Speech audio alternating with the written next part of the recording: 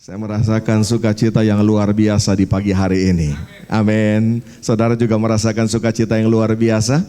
Ya, kita boleh memuji, menyembah Tuhan, meninggikan nama Tuhan. Sekali lagi saudaraku, kalau kita bicara menyembah Tuhan, berbicara tentang memuji Tuhan, itu bukan soal caranya. Ya, itu bukan soal caranya bagaimana kita memuji menyembah Tuhan, tetapi berbicara tentang apa isinya. Amin. Ya, Tuhan, ya, saudara mau angkat tangan, mau lompat-lompat, mau menari, ya, itu adalah ekspresi saudara. Tapi yang lebih penting adalah kontennya, isi daripada penyembahan kita itu apa? Ya, yang Tuhan mau biarlah dalam setiap penyembahan dan pujian kita nyanyikan nyanyian syukur kepada Tuhan. Bahwasanya kasih setia Tuhan untuk selama-lamanya. Amin. Itu yang harus kita perdengarkan kepada Tuhan. Ya, bukan yang lain. Ya, dan saya percaya Allah bertahta di atas puji-pujian penyembahan umatnya. Bapak Ibu yang dikasihi oleh Tuhan, visi daripada gereja Tuhan tahun 2018, saudara masih ingat? Ya, dari Lukas pasal 12 ayat yang ke-31 dikatakan apa di sana? Tetapi carilah kerajaannya, maka semuanya itu akan ditambahkan juga kepadamu. Nah, kalau saudara mau tahu lebih dalam apa yang ditambahkan, nanti saudara di rumah baca ayat-ayat sebelumnya. Tapi singkatnya begini, yang akan ditambahkan dalam hidup kita adalah segala yang kita butuhkan. Amin. Ketika orang mencari kerajaannya, semua itu akan ditambahkan kepada kita. Maka itu jadi orang Kristen kita harus smart. Jangan terbalik. Jangan cari tambahannya. Ya kan? Banyak orang kejar tambahannya, cari tambahannya, nggak ketemu. Karena konsep Alkitab jelas, yang harus dicari adalah kerajaan. Katakan kerajaan.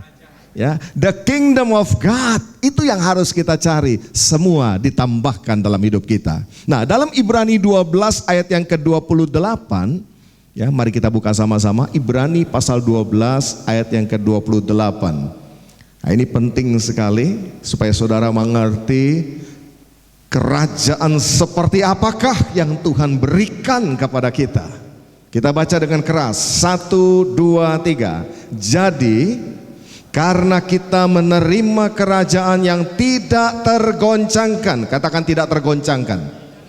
Lebih keras lagi bilang tidak tergoncangkan. Haleluya. Saudara percaya terima kerajaan yang tidak tergoncangkan? Ya, katakan begini, marilah kita mengucap syukur dan beribadah kepada Allah menurut cara yang berkenan kepadanya dengan hormat dan takut. Saya percaya kita semua meyakini, kita semua di tempat ini percaya kita sudah menerima kerajaan yang tidak tergoncangkan. Ya, karena itu mari kita beribadah dengan ucapan syukur. Ya, beribadah kepada Allah menurut cara yang berkenan kepadanya. Ya, orang yang terima Yesus itu luar biasa, saudara. Terima Yesus, engkau juga terima kerajaan. Wow, luar biasa ya. Terima kerajaan Allah, kerajaan Bapa Sorgawi. Nah, Alkitab berkata orang yang menerima kerajaannya berarti dia juga harus menerima kebenarannya. Amin. Carilah kerajaan Allah dan kebenarannya. Artinya kalau kita berkata saya menerima kerajaan itu, saya menerima kerajaan Allah, saya juga harus menerima kebenarannya. Setuju nggak? Ya, apa itu sih kebenarannya? Prinsip-prinsipnya, aturan-aturannya, itu semua berbeda dengan kerajaan dunia. Ya, kalau sama dengan kerajaan dunia, buat apa kita harus terima kerajaan sorga, kan begitu? Karena ini berbeda, maka itu kita harus juga mengerti apa itu konsep kerajaan Allah, apa itu prinsip kerajaan Allah, apa itu kebenarannya yang dimaksudkan oleh Alkitab. Ya, ada di sini yang bukan warga negara Indonesia, ada di sini yang warga negara asing. Nggak ada ya, kita semua warga negara Indonesia. Saya mau tanya sama Bapak Ibu yang warga negara Indonesia sama dengan saya, bolehkah kita sebagai warga negara Indonesia kita tidak menerima Undang-Undang Dasar 45? Ya, dengan tegas kita bisa berkata, nggak bisa Pak, harus terima. Bukan gitu? Ya, bolehkah kita sebagai warga negara Indonesia nggak setuju dan tidak mau menerima Pancasila? Boleh? Dengan tegas kita berkata tidak boleh. Kalau nggak terima Undang-Undang Dasar 45, nggak terima Pancasila, jangan jadi warga negara Indonesia, selesai, kan gitu. Ya kan? Demikian juga ketika kita menjadi warga kerajaan Allah, ada prinsip-prinsip yang harus kita pegang. Nah, kita menerima kerajaan yang tidak tergoncangkan. Harusnya hidup kita nggak tergoncang dong. Setuju nggak? Harusnya hidup kita tetap kokoh, tetap teguh, tidak tergoncangkan. Ya, tapi masalahnya begini. Saya sering ketemu jemaat bilang, saya sudah ada dalam kerajaan yang tidak tergoncangkan Pak Pendeta. Saya sudah pergi ke gereja, saya sudah kembalikan milik Tuhan persepuluhan saya sudah menabur bagi Tuhan. Tapi faktanya Pak, dalam hidup saya ini kok masih banyak masalah, masih banyak konflik, masih banyak problem yang rasanya begitu menghambat pergerakan saya ke depan. Mau katakan begini, ikut Tuhan bukan berarti juga bebas masalah sih, iya kan? Tapi juga bukan berarti tidak bisa diselesaikan. Ini masalah. Kalau sampai masalah tidak bisa diselesaikan, itu namanya masalah. Tapi kalau masalah masih bisa diselesaikan, itu bukan masalah. Tapi orang-orang ini berkata, saya sulit untuk bergerak maju karena saya rasanya masih punya konflik batin, konflik internal, konflik yang belum terselesaikan. Nah, kita harus mengerti dulu saudara. Ya, kita harus mengerti sebetulnya sumbernya itu apa setiap masalah kita. Jadi nggak bisa kita pukul rata semua masalah. Ya, saya catat di sini paling tidak tuh ada 3 sumber masalah dalam kehidupan orang percaya. Ada 3 sumbernya. Ya, sumbernya apa saja? Di sini semua orang percaya kan? Sini semua orang percaya ya. Berarti ini kita bisa belajar sama-sama nih. Sumber yang pertama, ya, masalah yang kita hadapi itu adalah ini dia, pikul salib. Ya, bukankah orang Kristen Yesus bilang begini, ikutlah aku dan pikul salib. Saya mau tanya, kalau masalah yang kita hadapi itu pikul salib, artinya salib kita sendiri, ya, dan setiap orang tidak akan lepas dari salibnya. Karena masing-masing sudah dikasih jatah sama Tuhan. Saya nggak bisa pikul salib saudara, saudara nggak bisa pikul salib saya. Kita semua rame-rame nih nggak bisa pikul salib Tuhan Yesus, nggak bisa. Itu masing-masing punya salibnya. Saya mau tanya, kalau kita sampai dalam satu problem, satu masalah, ternyata setelah kita lihat itu adalah salib kita, jalan keluarnya apa? Jalan keluarnya apa? Ya, Roma 12 ayat 12, coba kita baca. Ini jalan keluarnya. Kalau kita ternyata sedang memikul salib kita dan kita anggap itu masalah, ini jalan keluarnya. Roma 12 ayat 12 kita baca. Bersukacitalah dalam pengharapan, sabarlah dalam kesesakan, dan bertekunlah dalam doa. Tidak ada lain. Kalau itu salib saudara, dan memang pikul salib pasti nggak enak, iya dong. Pikul salib itu memang ya satu yang Tuhan taruh bagi kita untuk kita hadapi. Nah, caranya bagaimana? Dikatakan di sini bersukacita dalam pengharapan. Siapa percaya dalam Tuhan selalu ada pengharapan? Amin. Puji Tuhan. Nggak ada jalan buntu, pasti ada pengharapan. Yang kedua dikatakan sabar. Katakan sabar. Kasih tahu kanan kiri saudara, ayo sabar. Sabar ya, sabar aja ya, sabar ya. Dan yang terakhir bertekun dalam doa. Oke, clean ya yang pertama. Yang kedua, sumber masalah yang kedua ternyata adalah iblis.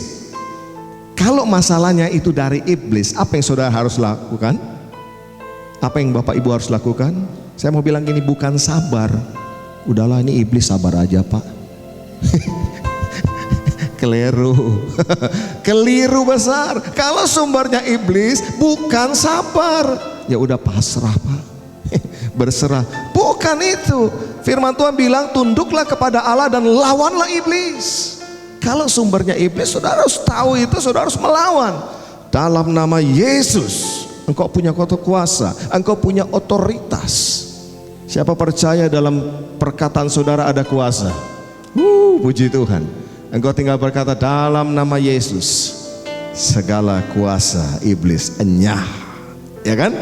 ada kuasa. Yang ketiga, nah ini dia, sumber masalah yang ketiga dalam hidup kita adalah seringkali ini akibat dosa. Apa itu? Dosa. Ternyata masih ada orang-orang Kristen, orang percaya yang mengalami ini, saudara. Akibat dari dosanya dia terlibat dengan berbagai-bagai masalah dan kesukaran dan kesulitan. Nah, kita harus tahu ini, saudara, bagaimana menyelesaikannya, bagaimana solusinya. Dan yang jelas solusinya harus menggunakan prinsip kerajaan Allah, bukan menggunakan konsep dunia atau cara manusia. Kita buka Matius 3 ayat 10. Matius pasal 3 ayat yang ke-10. Nah, kita baca 1, 2, 3.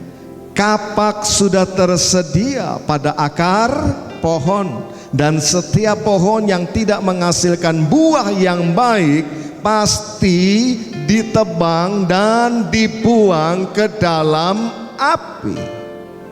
Siapa yang mengatakan ini? Siapa yang mengatakan ini? Tuhan Yesus. Ya, artinya begini, ternyata ada pohon yang tidak menghasilkan buah yang baik. Ya, kita seringkali bilang begini, pohon yang nggak berbuah ditebang. Nah, ini kasusnya beda. Dia berbuah. Sekali lagi, dia berbuah, tapi buahnya tidak baik. Ini beda.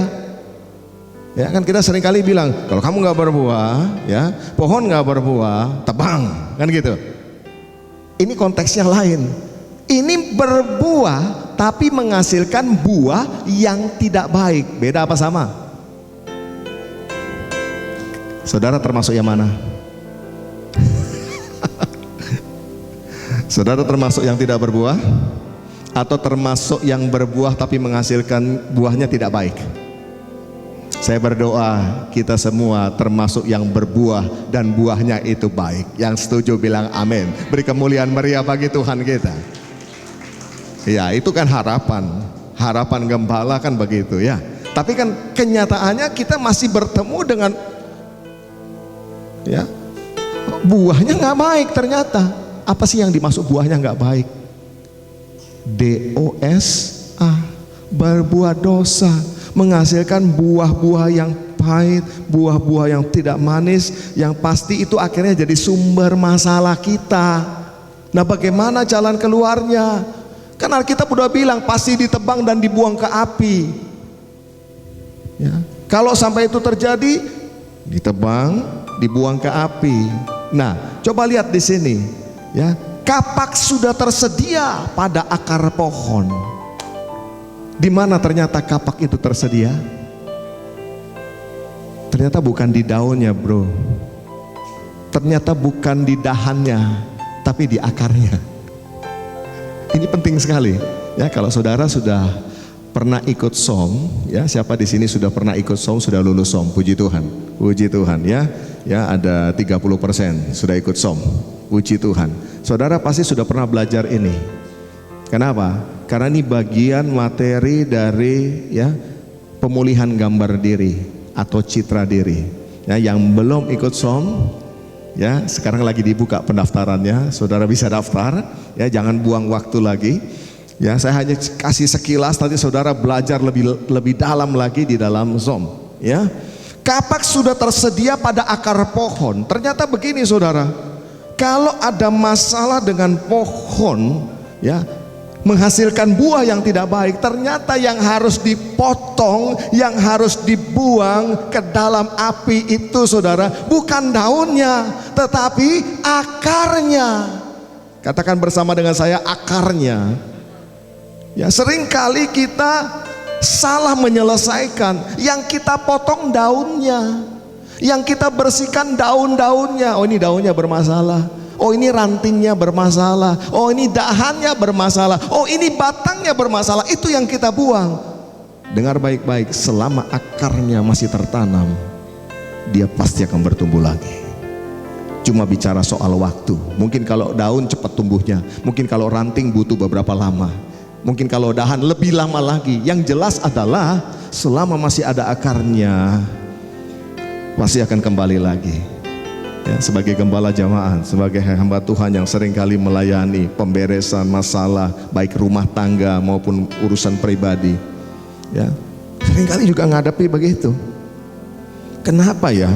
Ini sudah minta ampun, sudah bertobat, ya kan?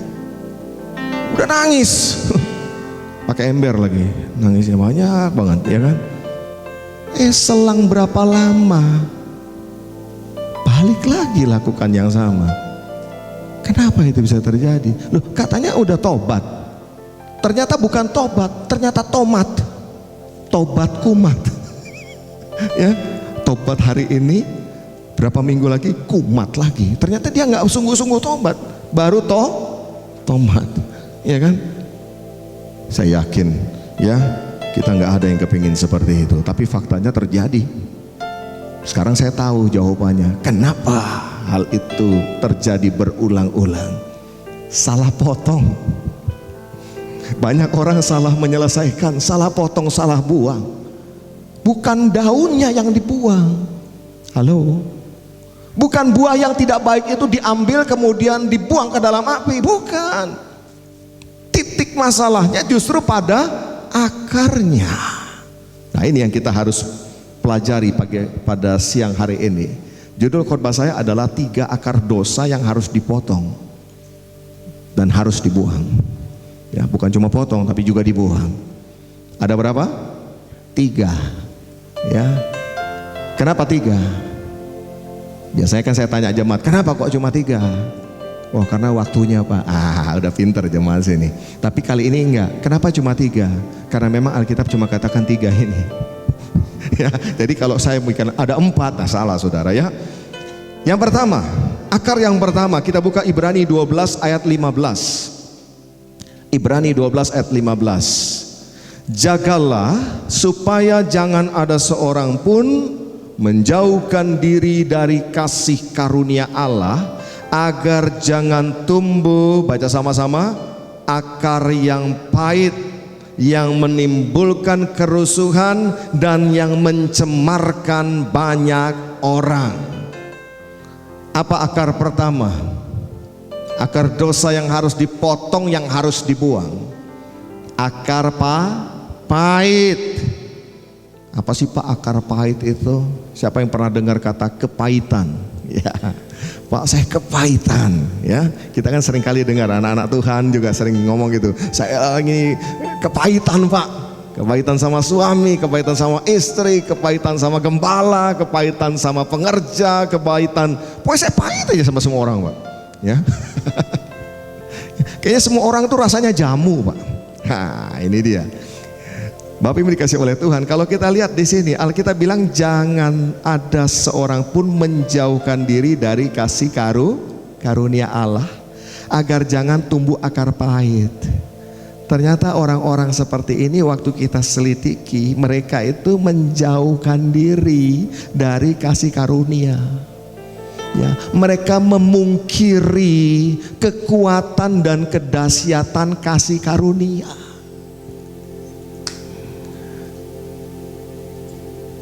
Mereka sukar sekali bisa mengampuni orang. Karena apa? Karena dia sendiri nggak yakin bahwa kasih Tuhan itu sudah mengampuni dan menyelamatkan hidupnya.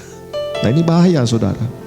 Menjauhkan diri dari kasih karunia timbul akar pahit. Siapa yang pagi ini lagi kepahitan? Jujur.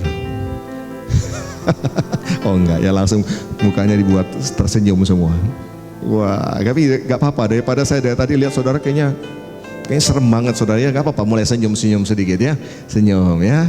Tanya kanan kiri, kamu kepahitan gak? Coba tanya yang lembut aja, kamu kepahitan gak? Ya. Kalau ditanya jawab, kalau ditanya jawab dong. Ya, jawabnya jujur. Ya gue pahit sama lo. Ya. Nah di sini masalahnya Bapak Ibu. Ini kan akar itu nggak kelihatan, makanya kita nggak akan pernah bisa lihat orang kepahitan. Yang tahu cuma dirinya sendiri, iya kan? Yang kelihatan kan dahan, ranting, daun. Jadi kalau bicara akar, siapa percaya bahwa setiap pohon yang ada di depan gedung ini itu ada akarnya. Siapa percaya? Masalahnya saudara lihat nggak akarnya? Nggak akan kelihatan. Sama, saudara bisa ketemu orang dan tanya, kamu kepahitan ya sama saya? Dia bisa bilang enggak. Dan saudara nggak tahu di dalam hatinya padahal kepahitan. Kenapa? Karena akar itu nggak terlihat. Amin. Kalau akar terlihat, gawat. Itu pohon yang sudah tumbang, saudara, sehingga akarnya ke atas semua. Ya kan? Maka itu kalau ditanya sama orang kanan, lu kepahitan ya sama gua ya? Pasti jawabannya kagak. Kenapa? Kalau dia udah bisa ngaku kepahitan, udah nggak kepahitan namanya. Ya, dan di sini kalau kita kembali ke ayat ini, resikonya berat loh saudara. Karena akar pahit itu menimbulkan ini, kerusuhan dan yang mencemarkan banyak orang. Ternyata orang yang lagi pahit, orang yang kepahitan itu membawa kerusuhan, menimbulkan kerusuhan. Saudara tahu apa itu rusuh? Tahu rusuh? Itu loh rumah yang bertingkat tinggi itu loh saudara. Oh rusun ya, itu rusun ya. Rusuh itu bikin kacau di mana-mana saudara. Ya, dan biasanya reaksi pertama itu akan marah. Orang kalau kepahitan itu gampang marah. Ya, dikit-dikit orang cuma ngomong sederhana, dia udah tersinggung duluan saudara. Kadang-kadang orangnya belum ngomong dia udah tersinggung. Iya kan? Habis Pak lihat tampangnya itu udah bikin jengkel Pak. Itu deh. Itu tanda-tanda tuh. Itu tanda-tanda tuh. Ya, kalau saudara baru lihat wajah orang saudara jengkel, jangan-jangan akar pahit loh saudara. Ya, Pak saya itu hafal parfumnya Pak. Baru saya begitu lihat saya mencium bau parfumnya, saya udah naik darah. Itu namanya ada kepahitan. Ya kan? Kawat ya, kacau ya. Dan kalau orang sudah marah, langkah berikutnya apa? Mulai jadi gosiper. Ya, dia gaya aja tuh kayak gitu. Gue mah tahu kartunya, gue tahu. Iya kan? Kartunya Joker. Iya kan? Gue tahu. Gaya aja tuh belagu kayak gitu. Mulai jadi gosiper, lu tahu nggak? Mulai, ya kan? Orang biasanya menggosip orang lain itu bukan karena happy, karena saya cinta, saya senang. Nggak mungkin saudara, gosipin itu pasti karena sesuatu yang menyakiti di hati, ya kan? Kok kayaknya saudara ya, merasa asing dengan kata-kata ini, saudara ya? Kayaknya nggak pernah Pak, nggak pernah saya lihat orang kayak gitu Pak. Iya, jangan lihat orang lain, coba lihat diri sendiri. Ya, biasanya gampang marah, jadi penggosip. Setelah jadi penggosip apa? Mulai berontak. Ya, di kantor nggak senang sama atasan, mulainya marah. Lalu mulai gosipin, bicara di antara karyawan. Itu direktur nggak bener, ya kan? Gua paling bener. Wah, kan gitu saudara. Ya, direktur semua salah, mulai dari presdir semua salah. Cuma gua satu-satunya paling benar di kantor ini, kan gitu. Mulai gosip. Akhirnya apa? Mulai berontak. Ya, saudara-saudara, pengumuman di kantor. Besok kita akan rapat besar, kita akan rapat jam 8 pagi. Emang siapa dia bikin aturan? Ya, gua mau datang jam 10. Wah, itu udah mulai berontak tuh namanya. Iya kan? Udah mulai berontak kecil-kecilan, lama-lama bisa pimpin demo. Loh iya, saudara pikir orang demo, orang marah, itu berontak itu terjadi tiba-tiba. Tadi pagi masih baik-baik aja, tiba-tiba siang langsung berontak, apa begitu? Enggak, ternyata itu proses saudara, karena ada akar pahit. Dan selama akar itu masih ada, itu akan terus mengganggu hidup kita. Membuat kita nggak bisa maju dalam segala hal, ya. Minder. Loh, saudara pikir minder itu biasa? Enggak. Minder itu sebetulnya juga ada akar pahitnya loh, saudara. Iya, dan itu bikin rusuh. Emang gue nggak dianggap di sini, ya. Gue ini udah lama di sini, ya. Gue udah 15 tahun di gereja ini, gak ada yang menegur, menyapa. Bro, gereja ini baru 12 tahun. Iya, sebelum gerejanya berdiri, gue udah berdiri.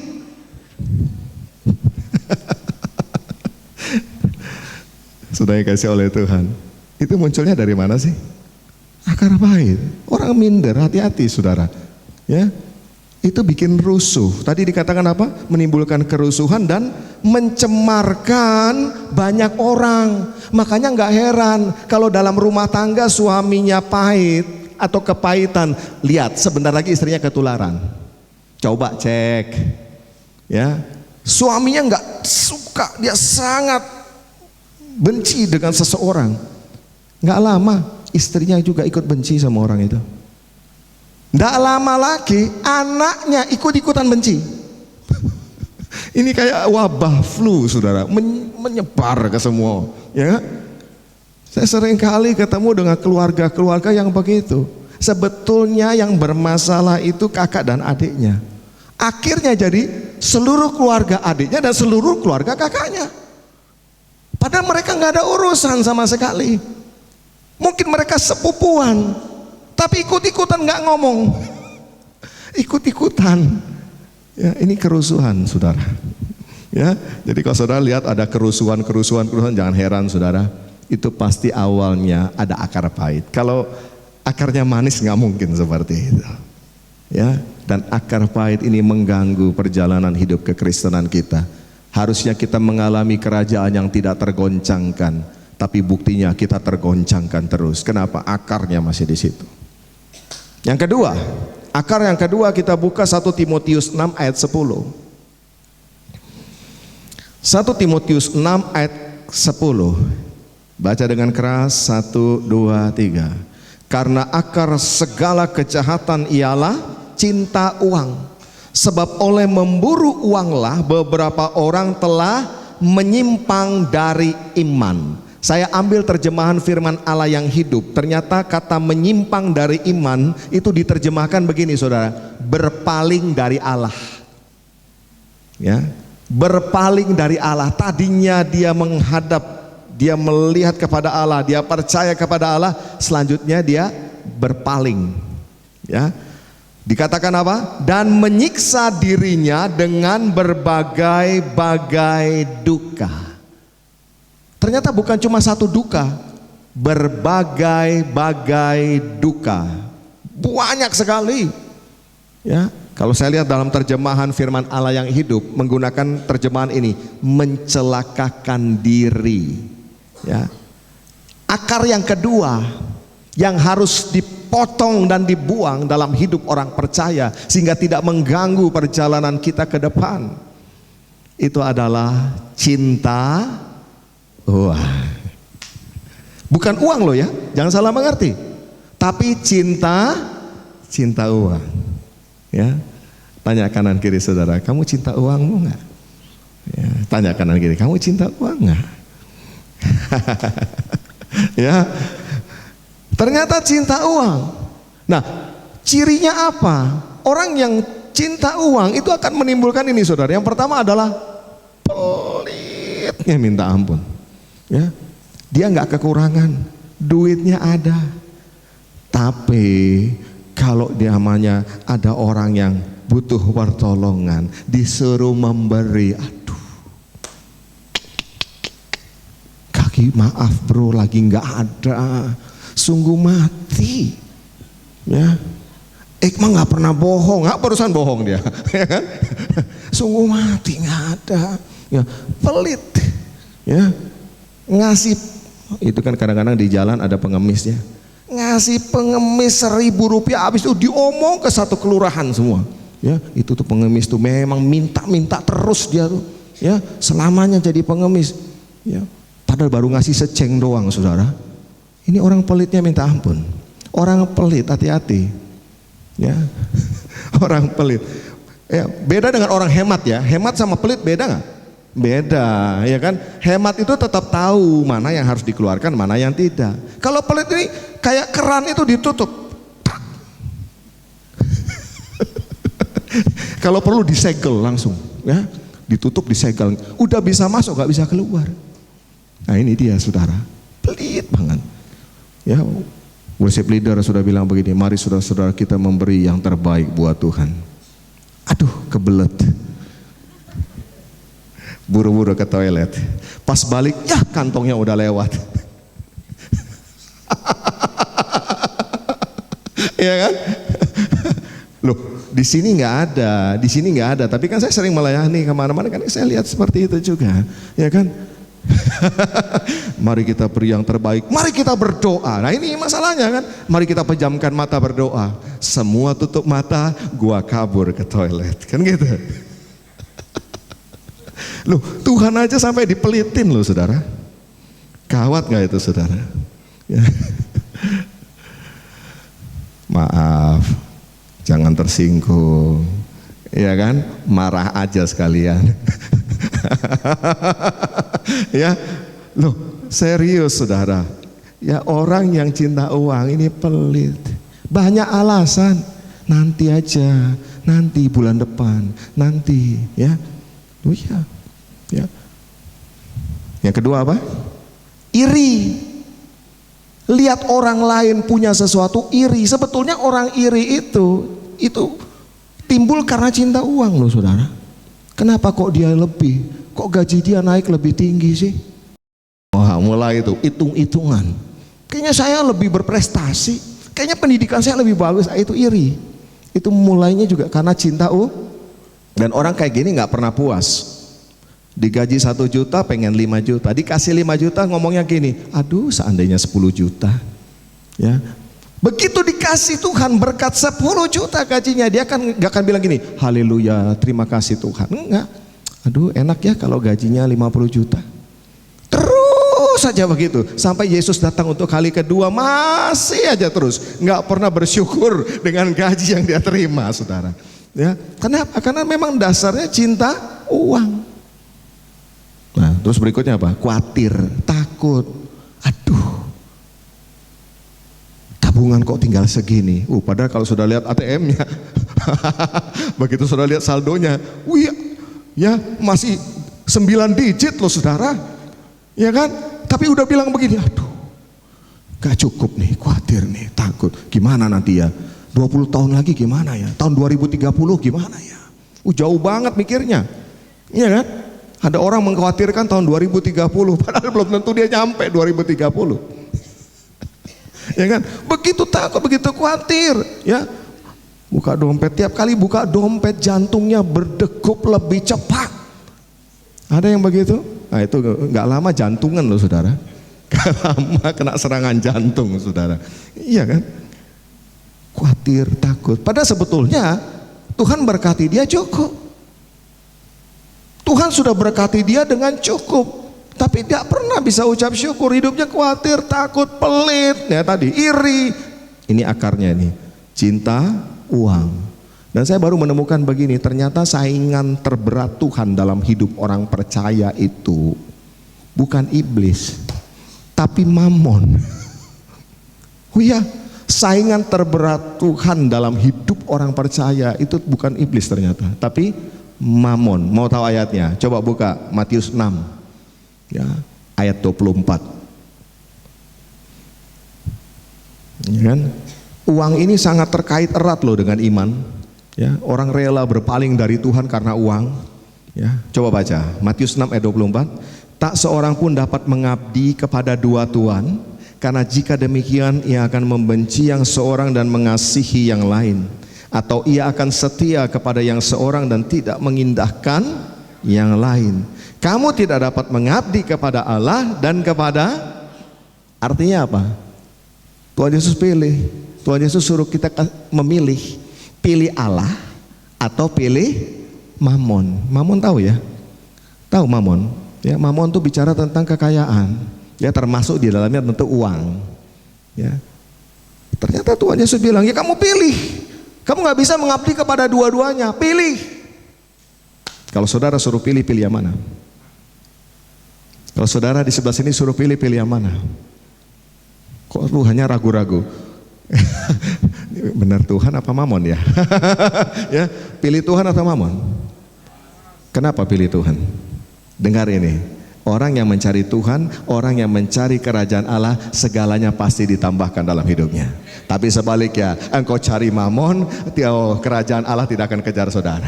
Amin. Engkau kehilangan segala-galanya. Bisa tangkap sesuatu? Cari kerajaan Allah, semua ditambahkan.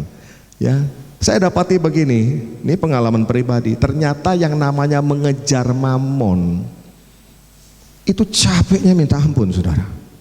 Rasanya udah di depan mata, kabur lagi. Ya, dan itu lebih capeknya di mana? Di sini. Capek di hati. Ya, kejar mamon itu capek. Ya, lebih enak kita dikejar mamon. Amin. Beda kan? Mengejar sama dikejar. Saudara mau dikejar mamon? Gampang, carilah kerajaan Allah dan kebenarannya, semua akan ditambahkan dalam hidup kita. Tepuk tangan meriah bagi Allah kita. Yang terakhir saudara, akar yang ketiga adalah akar kenajisan. Ya, kita buka ayatnya, Titus 1 ayat 15 sampai 16.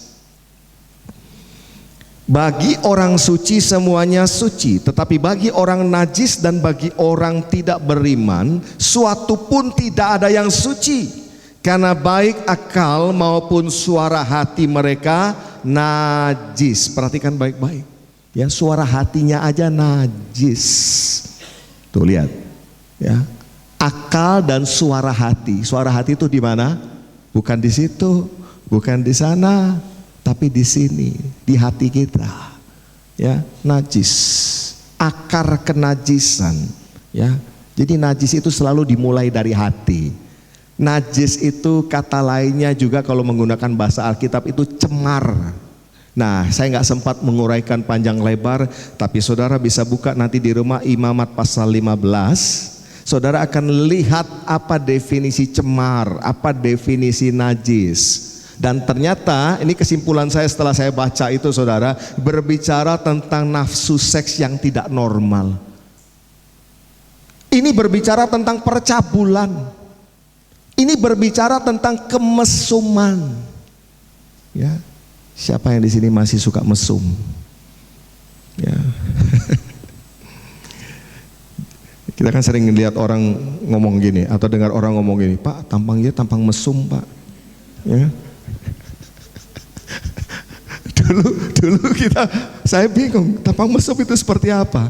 Ternyata saya punya sahabat dulu, saudara, dia itu tergila-gila dengan yang namanya video porno. Ya, zaman dulu, zaman saya SMA kan belum ada internet segala macam. Jadi dia itu selalu punya video, majalah-majalah. Dan satu pengakuan dia begini, saudara.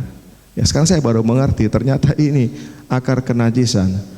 Orang yang sampai seperti itu, dia jalan kemana saja, lihat manusia, lihat orang, meskipun orangnya berpakaian lengkap, kelihatannya tetap telanjang loh, saudara. Kenapa? Karena ini sudah masuk semua di hatinya. Lihat cewek jalan gitu, wah, dia lengkap, bajunya lengkap, kebaya lengkap nasional, saudara, lewat kelihatannya telanjang, saudara. Bayangkan, saudara, nenek-nenek lewat.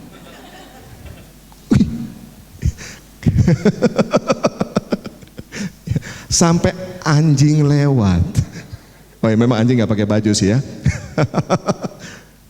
Itu loh, saudara, akar kenajisan.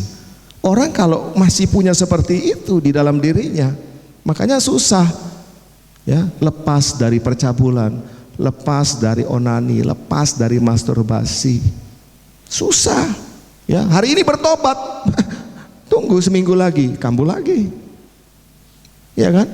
Bebas dari video porno. Wah, saya mau bertobat Pak Pendeta. Tumpangi tangan, tumpangi kalau perlu kaki sekalian, Pak. Mau tumpangi. 2 minggu lagi, ya 3 minggu lagi, wih, tambah jahat. Ya. Dan ternyata kalau saya lihat sumber dari 3 akar dosa tersebut itu adalah ini, saudara. Sumbernya coba ditunjukkan. Ya, tadi akar apa? Pahit. Cinta uang. Akar apa lagi? Kenajisan. Ternyata sumbernya ini sombong. Apa definisi sombong? Siapa yang masih ingat? Ya, khotbah beberapa waktu yang lalu. Sombong itu apa? Bukan karena orang jalannya melihat ke atas begitu, bukan. Sombong itu definisinya ternyata orang yang tidak membutuhkan Tuhan. Orang yang tidak membutuhkan Tuhan, orang yang menjauhkan diri dari Tuhan, akan muncul tuh 1, 2, 3 akar-akar tersebut, saudara. Nah, mungkin saudara berkata, Pak, apa yang merupakan ciri-ciri orang yang sombong? Ya, saya berikan ada 10 saja di sini. Coba ditampilkan 10. Ya. Coba saudara baca baik-baik. Kira-kira saudara punya berapa di sini? Mengasihani diri sendiri. Tidak loyal. Tidak loyal apa itu? Sulit di bawah otoritas. Ya, nggak setia. Ya kan? Kalau dia jadi dia di bawah kepemimpinan dimanapun nggak pernah bisa setia, nggak bisa tahan lama, nggak loyal. Sulit diajar. Kenapa dia sulit diajar? Karena dia merasa sudah paling tahu. Itu sombong. Ya. Baru mari kita buka Roma 8 ayat 28. Alah, udah tahu. Sulit diajar, ya kan? Sulit diajar. Kemudian apa? Keras hati, tidak mau berubah. Ya, ada orang yang selalu begini, gue mah udah dari sononya begini, ya emang gue ndablek kok dari dulu ndablek, nggak ngerti ndablek ya, memang dari dulu saya keras kepala kok, gak mau berubah, meskipun zaman udah berubah, dia tetap seperti yang dulu. Nah, kalau cinta boleh ya, cinta suami istri boleh, aku masih seperti yang dulu harus, ya kan? Tapi watak, kebiasaan harus berubah dong. Semakin mengenal Tuhan, harusnya karakter Yesus ada dalam dirinya, kan begitu. Bukan memaksakan karakter yang lama terus dalam hidup kita. Iri, nah tadi udah saya jelaskan. Suka mengkritik. Loh, kritik itu kalau memang harus, silakan dilakukan. Tapi jangan kritik yang tidak sehat, ya kan? Pernah nggak saudara ikut seminar? Ya, kan selalu ada forum tanya jawab. Wah, dan saya sering kali memperhatikan begini, yang nanya itu terus. Mesti dia, ya. Begitu sebentar kita akan buka forum tanya jawab, Pak, tanya Pak. Wih, langsung loh saudara. Ya, semua session dia begitu terus saudara. Yang lebih gawat gini, baru Shalom Pak, tanya Pak. Belum ada materinya udah tanya saudara. Ya. Ini suka mengkritik, ya, sinis, ya, tahu ya sinis ya, itu loh yang biasa nyetir kereta api apa namanya, sinis ya, oh bukan ya, masinis ya, ada yang di belakang saya, gitu aja nggak tahu, nah itu lagi sinis saudara. Ya. Oke, berikutnya yang ke-8, merasa serba lebih, ya. Dia nggak pernah sadar dia juga ada kekurangan. Loh, kita manusia pasti punya kelebihan, tapi juga jangan lupa kita juga punya kekurangan loh. Ya, siapa yang menyadari bahwa engkau punya banyak kelebihan dalam hidupmu? Siapa menyadari? Oh, puji Tuhan, satu orang doang. Ya, siapa yang menyadari bahwa engkau dikasih Tuhan kelebihan? Ya, loh kok jadi takut? Gak apa-apa saudara, kita pasti punya kelebihan. Saya mau tanya juga, di balik kelebihan kita ada kekurangan kita juga nggak? Nah, biarlah itu imbang. Imbang, kalau imbang netral saudara. Ada saatnya gini loh saudara, saya punya kelebihan, punya kekurangan dan juga kelebihan. Kekurangan saya, saudara yang tutupi.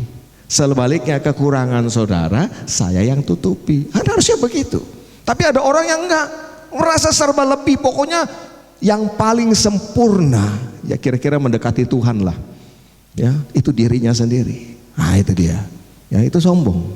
Ya, suka menuntut orang lain. Ya, suami nuntut istri. Istri nuntut suami. Kamu tuh ya jadi suami harusnya begini. Bla bla bla bla bla bla bla. Kamu tuh ya jadi istri harusnya begini. Ya. Tuntut menuntut, rumah tangga kayak pengadilan. Nggak ada kasih sayangnya saudara. Kenapa? Isinya tuntutan. Ya, udah persis kayak inilah ya pengadilan negeri saudara ya. Yang ke-10 apa? Haus pujian. Ya, kalau orang nggak puji dia kecewa.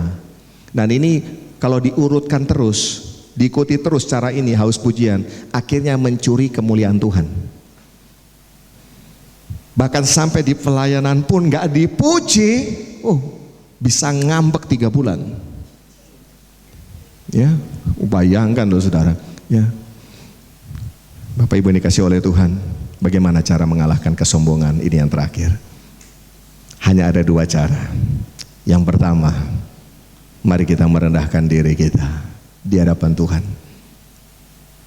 Yang kedua, kalau ini nggak bisa, terpaksa direndahkan oleh Tuhan. Kalau suruh pilih, saudara pilih yang mana? Saya rindu kita semua sama-sama merendahkan diri di hadapan Tuhan. Amin. Nggak perlu direndahkan.